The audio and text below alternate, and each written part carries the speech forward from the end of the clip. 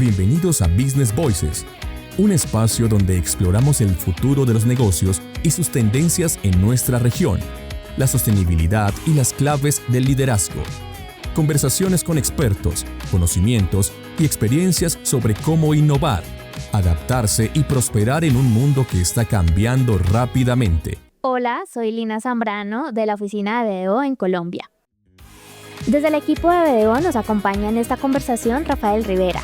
Él es Managing Partner de BDO en Panamá y su invitado, Eloy Lever Young. Él es director de Asuntos Corporativos, Legal, Suministros y Sostenibilidad en la Cervecería Nacional AB InBev en Panamá. Desde acá lidera alianzas importantes de la organización en función de la sostenibilidad y el desarrollo del negocio. Buenas tardes, Eloy. Primero que nada, agradecerte tu participación en el nuevo episodio de Business Voices. En esta oportunidad vamos a hablar sobre el tema de sostenibilidad y negocios, la ruta de la innovación, y pues bienvenido. Hola, buenas tardes, Rafa. Muchísimo gusto y muchas gracias por la invitación. Eloy, me gustaría iniciar con un par de preguntas para tal vez que la audiencia te pueda ir conociendo un poquito mejor. Podríamos iniciar, por ejemplo, ¿qué son las cosas que te inspiran en el día a día para innovar, sobre todo con respecto a la visión de sostenibilidad que estás impulsando en Cervecería Nacional? Yo diría, y alguien me hizo una pregunta similar hace poco, y lo que normalmente regresa a mí en ese tipo de preguntas es como esa responsabilidad que uno siente de que uno tiene que dejar las cosas mejor que como uno las encontró, ¿no? Yo le contaba a la persona que me lo había preguntado que esa lucha es la que yo normalmente cargo con mis hijas todo el tiempo y que nada parece quedar mejor por donde ellas pasan. Pero que uno entiende que lo que uno trata de dejarles a ellas es algo mejor que lo que uno encontró. Y esa misma responsabilidad, si uno la amplía un poquito, más allá de tus hijas, ves que tienes esa misma responsabilidad con tus compañeros en la oficina, con los colaboradores y con la sociedad que rodea donde tú trabajas. Entonces, yo diría que esa sería la principal fuente de inspiración. Obviamente, uno quiere hacer más cosas, uno quiere dejar una huella también profesionalmente, quiere cumplir sus metas, quiere hacer muchas otras cosas. Pero al final de cuentas muchas de esas cosas van a quedar atrás, pero cuando pase el tiempo, me gustaría que la gente pueda ver y decir que las cosas están mejor que antes de que yo pasara, ¿no? Otra cosa, digamos, ¿tienes alguna anécdota que puedas compartirnos sobre esta aventura que has tenido en este digamos, viaje de llevar a Cervecería Nacional y al Grupo AB InBev en esta, digamos, nueva fase de sostenibilidad, en este nuevo compromiso de sostenibilidad hacia el futuro y con las nuevas generaciones? Sí, yo no sabría decir si es una anécdota específicamente en eso, pero son cosas que pasan en el día a día. Y yo creería que una de las cosas más significativas es lo importante que es recordar que por mejor que sean las intenciones que uno tiene y lo bonito que sea el proyecto y lo correcto que sea, al final de cuentas estamos en un negocio. Tal vez no es una sola anécdota, pero si uno recuerda, por lo menos si yo recuerdo, el camino recorrido para hacer las aprobaciones de algo como, por ejemplo, tener energía eléctrica 100% solar para producción. Una vez que nosotros decidimos a nivel estratégico que lo queremos hacer y luego decidimos a nivel país que lo queremos hacer, que lo necesitamos hacer, las conversaciones de este proyecto no da o este proyecto da, pero no mejora los indicadores financieros de la compañía y que hay que revisar y buscar esquinas en donde uno puede generar esos ahorros, volver a conversar con el proveedor y entender dónde podría ser más eficiente para que el proyecto se pague solo por sus propios méritos como un proyecto que operativa y financieramente es lo correcto hacer y no nada más desde el punto de vista de sostenibilidad. Esas conversaciones, las mismas personas que dicen, a mí me parece que esto es una excelente idea, me parece que esto deberíamos hacerlo, me parece que es lo correcto hacer. Hay que recordar que esas mismas personas, si alguno de los indicadores financieros o operativos de las áreas funcionales o los países que ellos tienen que ver se ven levemente golpeados, van a ser un bloque del proyecto. Y hay que cuidar esas esquinas, hay que cuidar que el proyecto se mantenga financieramente viable y hay que forzarlo, hay que buscar a a todas las personas que te acompañan en esto y que pudieran ser un stakeholder que se beneficie para asegurar que los casos de negocios son robustos y que realmente uno puede contar una historia que no sea solamente buena desde el punto de vista sostenible, sino que se pare sola desde el punto de vista operativo. O sea, el rol como de conciliar el objetivo de negocio con el objetivo de desarrollo social y sostenible a futuro de la empresa como un agente importante de transformación tanto en la sociedad como para los colaboradores, ¿no? Hay que encontrar ese punto de encuentro entre el objetivo de negocio y el objetivo, digamos, superior del proyecto de sostenibilidad.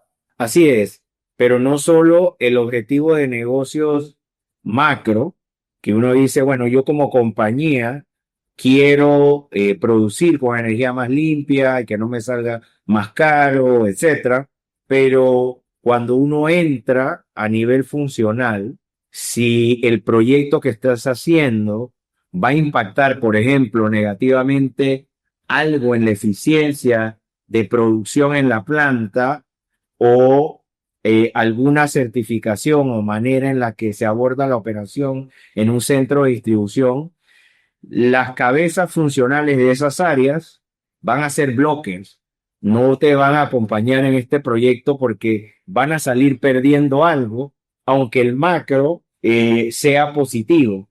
Entonces, hay que subirlos al mismo tren, hay que entender cómo hacer que esas áreas funcionales también salgan ganando y que esas áreas funcionales también tengan indicadores positivos o por lo menos que no haya ninguno que sea negativo para que realmente estos tipos de proyectos puedan salir en tiempo y puedan salir con el impacto que uno realmente quiere poder contar y quiere poder tener en la sociedad. En esa línea, ¿cuál tú crees que es el rol que los líderes empresariales de actualidad deberían adoptar en materia de adopción, digamos, de estas nuevas políticas de economía circular y la promoción de la promoción de la sostenibilidad a nivel de la región, ¿no? El rol de los líderes de esas distintas unidades de negocio o áreas stakeholders, como mencionaste. ¿Cuál tú creerías que debería ser ese target común que puede llevar efectivamente adelante estos proyectos? Yo creo que una de las cosas importantes para los líderes es entender que estos proyectos de sostenibilidad uno no los hace nada más porque uno quiere ser bueno o que uno, sabes, quiere contar una historia bonita e inclusive si uno lo ve desde el punto de vista sostenible amplio, uno diría, pero esto es lo correcto para hacer. Pero desde el punto de vista del líder de una operación, la realidad es que si uno no está trabajando en este tipo de proyectos, es que uno no está haciendo una evaluación correcta de los riesgos a los cuales se enfrenta la operación. Al final de cuentas, esto es una cuestión de administración de riesgos. Y hay unos riesgos ambientales y sociales muy amplios con lo que toda compañía va a chocar eventualmente. Y si yo no he metido los proyectos sostenibles en mi agenda, es porque no he visto esos riesgos. No he sido capaz de identificar por dónde va a venir el golpe de esos riesgos que son inevitables. Entonces, el líder actualmente tiene que ser capaz de hacer un análisis suficientemente amplio y a largo plazo de los riesgos a los cuales se va a enfrentar. Si lo hace, normalmente la agenda de sostenibilidad va a entrar. Es cierto, no todo el mundo tal vez lo va a compartir y desde ese punto de vista, el líder tiene que ser capaz de inspirar de alguna manera, ¿no? De convertir esto en un sueño que lo puede contar y que la gente diga, yo me quiero subir a ese tren, yo quiero ir en esa dirección también. Yo no sé qué significa, no sé cuánto me va a costar, pero estoy dispuesto a remangarme y buscar cómo sacar adelante este proyecto contigo. Entonces, el líder que se monta en esto tiene que poderlo identificar, tiene que poder medir los riesgos, pero tiene que poder inspirar también de manera que la gente lo acompañe. Y una vez que empiece esa inspiración, bueno, ya después viene la parte más de ese liderazgo común del día a día, que es el de sentar a la mesa a la gente y lograr ponernos de acuerdo, lograr alinear indicadores y afilar el lápiz para que proyectos como este den. Tiene que ser capaz de inspirar no solamente a la gente que trabaja con él, pero en este tipo de proyectos amplios hay que sentar aliados en la mesa. Hay que sentar, por ejemplo, a bancos para que ellos te ayuden a que estos financiamientos den. Hay que sentar a proveedores que tal vez no tenían una agenda de sostenibilidad tan adelantada o tan alineada con la tuya, pero que comienzan a entender que tú como un cliente importante, una vez que ha identificado lo que identifica y una vez que se traza este plan, ellos de alguna manera están obligados también a empezar a trazar un plan similar, a caminar contigo. Entonces, ya ese es como liderazgo one-on-one, ¿no? Como el de todos los días, pero antes que eso, hay que tener la visión de identificar riesgos y hay que poder convertir eso en un sueño que haga que la gente quiera caminar contigo.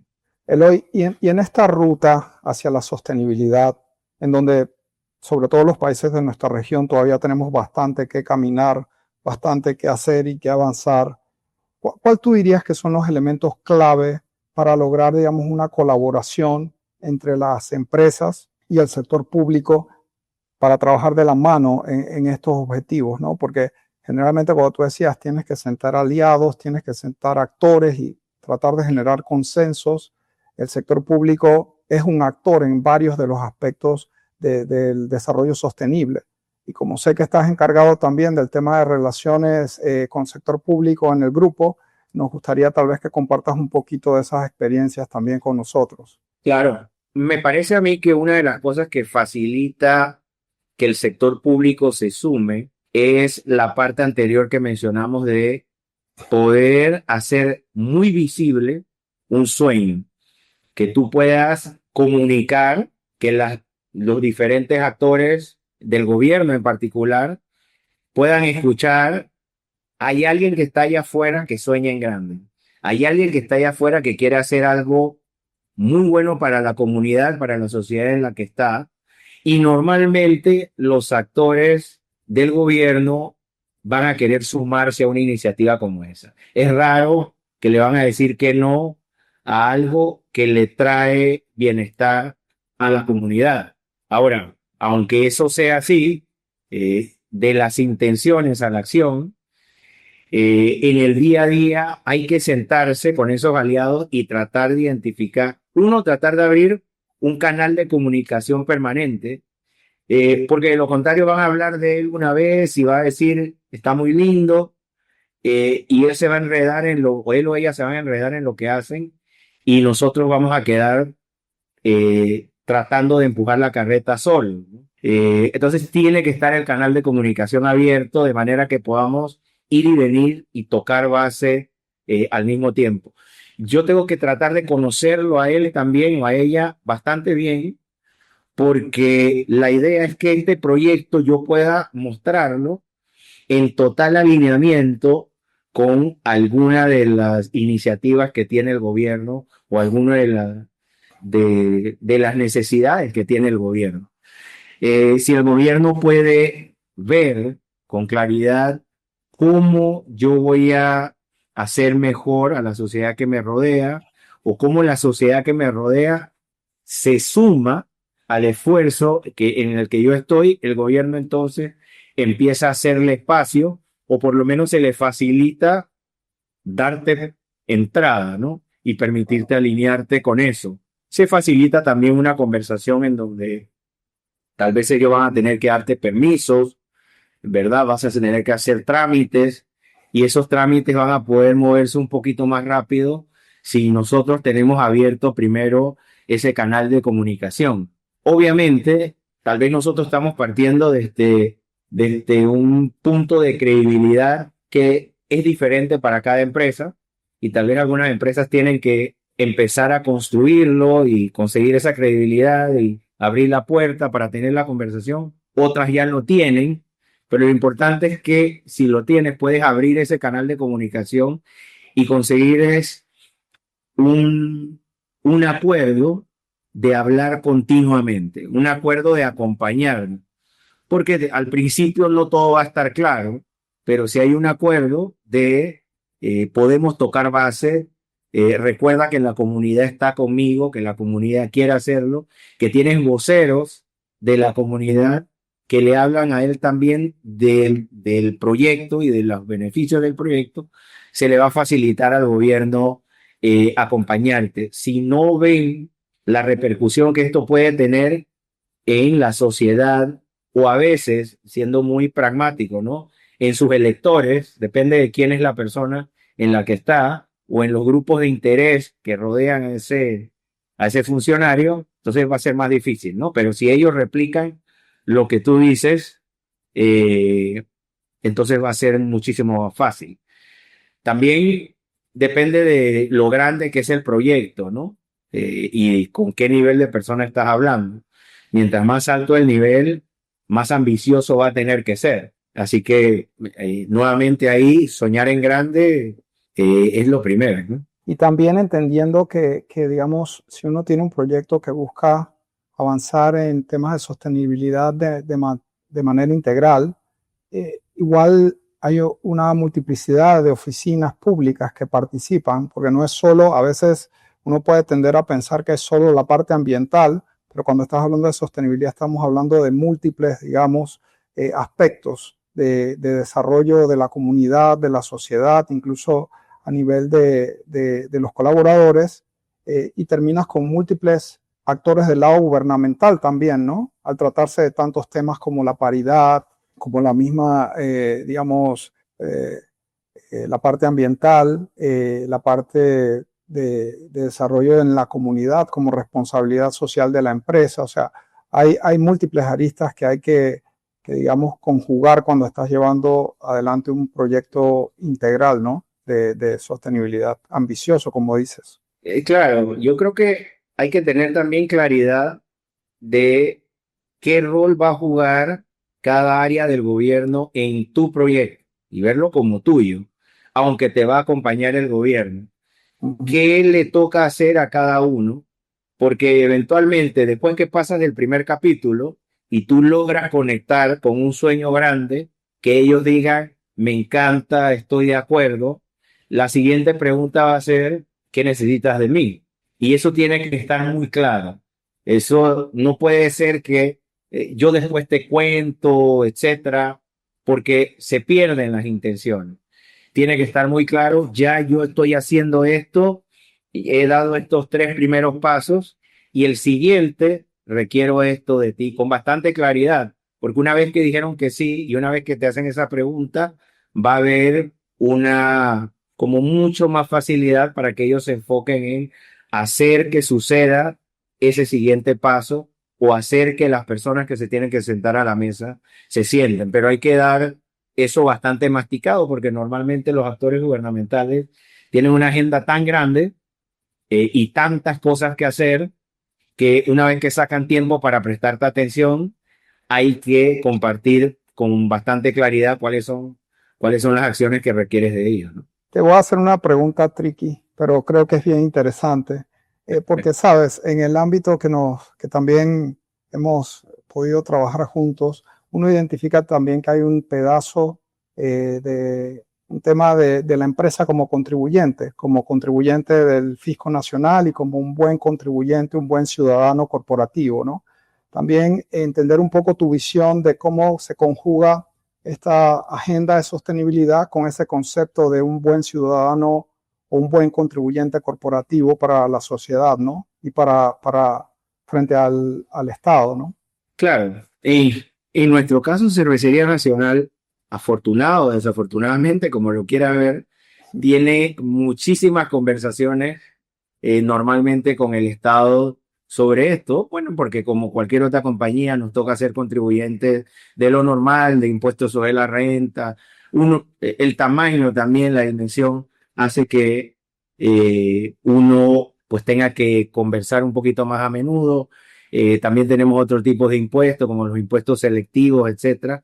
Y eso hace que el tamaño de contribuyente, o por decir qué tan buen estudiante de la clase es uno, facilite la conversación. Ese punto que tú tocas, la verdad que es tricky, porque algunos proyectos requieren un poquito de ayuda y la empresa normalmente invierte, pero la empresa requiere ciertas condiciones para asegurar que esa inversión va a tener rédito eventualmente.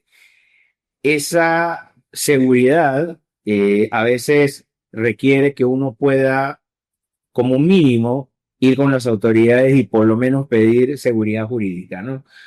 Por lo menos entender, mientras nosotros hagamos esto, quiero entender que las reglas del juego van a permanecer estables, o si van a cambiar, dame luces de por lo menos por dónde van. En algunos otros casos vamos a tratar de ser ambiciosos y decir, mira, si yo pongo esto y tú pones esto, y decirle al gobierno, tú pones, por lo general va a ser que sean un poquito creativos y digan, ¿será que un proyecto como este podría tener un incentivo fiscal? Y por medio de ese incentivo fiscal podamos financiar hacer más. Ejemplo, nosotros tenemos un proyecto que hemos venido trabajando de hacer cerveza con material local, pero Panamá no es un lugar donde hay muchos materiales locales. Uno tiene que importar casi todo, pero con los incentivos correctos, con la negociación correcta, precios, que se alineen las estrellas, uno podría conseguir suficiente maíz para hacer cerveza localmente. Esa es una conversación interesante porque tiene un impacto profundo en la cantidad de personas en el agro panameño que podrían sumarse y tener una fuente estable y saber que van a sembrar maíz y aquí hay alguien que se lo va a comprar siempre y el maíz panameño tiene la calidad que se necesita para hacer buena cerveza. Entonces, todos podemos ganar, pero en ese sentido, Panamá tiene que competir contra países muy grandes que ya tienen cadenas de abastecimiento bastante bien establecidas, con almidón de maíz, con precios bajos, y la manera en la que Panamá podría hacer que un caso de negocio como este sea atractivo es revisando todas las aristas, que nosotros revisemos una buena negociación con proveedores locales, que nosotros invirtamos en tecnología para que eso pueda pasar, pero posiblemente también que a veces las autoridades vean si el producto se hace con material 100% local, puede tener algún incentivo en impuestos que ayude al agricultor para que nos pueda dar mejor precio. Y eso ya no es tan fácil, ya requiere mucho más creatividad, requiere una conversación más amplia, pero que es una conversación que se facilita, volviendo a tu punto, si uno es un buen contribuyente, si uno es un contribuyente serio y si uno no está tratando de sacar el oro, porque el gobierno al final necesita ingresos, ¿no? Entonces, si uno va a seguir aportando los ingresos que va a aportar, pero también trae a la mesa una oportunidad de crecimiento donde, ok, todos vamos a comer de este crecimiento, pero todos tenemos que sacrificar un poquito para que se pueda dar y al final podamos contar una historia mucho mejor más adelante. Bueno, pues para que el gobierno se siente y escuche iniciativas como esta, el contribuyente tiene que ser uno que por lo menos ha venido participando bien en la clase, que tiene su tarea al día, etcétera, etcétera, ¿no? Claro, y que lo ve como un proyecto de largo plazo, porque estas son inversiones de largo plazo siempre. Así es. Invertir, por ejemplo, estamos con un proveedor tratando de buscar lugares para poder hacer acopio de plástico, soñando con que nosotros podamos algún día sacar todo el plástico de botellas PET que entra al mercado panameño. Nosotros no somos el mayor actor en eso. Hay actores más grandes.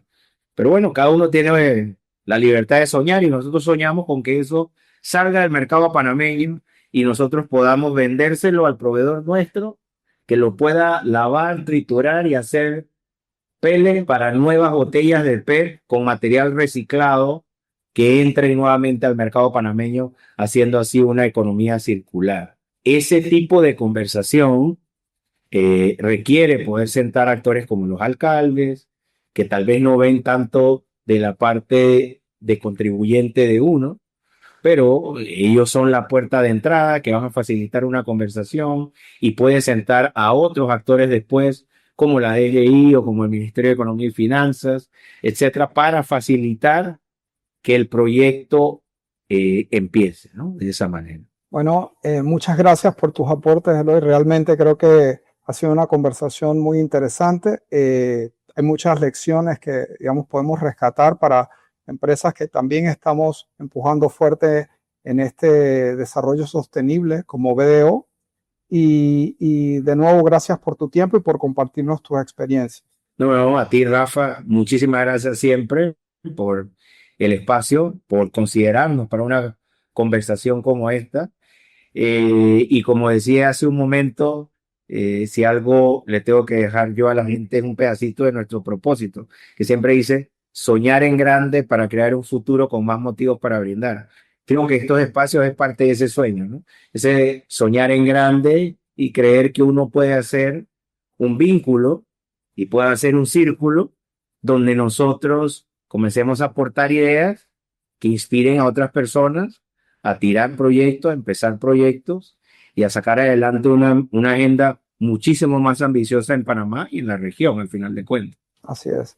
Y nosotros desde BDO Interaméricas, en nuestra región, pues contentos de poder aportar y ser, digamos, cajas de resonancia de estos esfuerzos y estas iniciativas del Grupo Cervecería Nacional AB InBev. Gracias. Me parece muy, muy importante poder mostrar y tener una conversación interesante y profunda como el día de hoy con respecto a los retos, obstáculos y objetivos y las rutas que ha seguido Cervecería Nacional y Grupo AB InBev en Panamá para el desarrollo de su proyecto de sostenibilidad.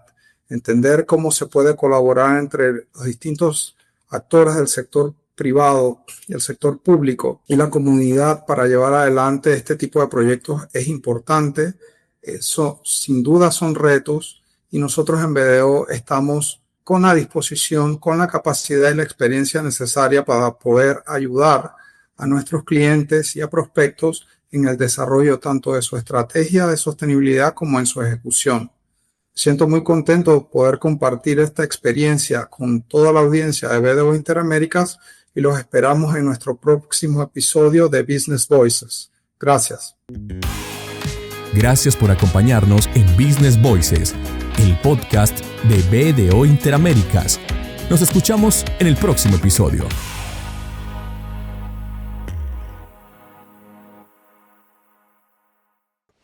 Relatores, contando historias.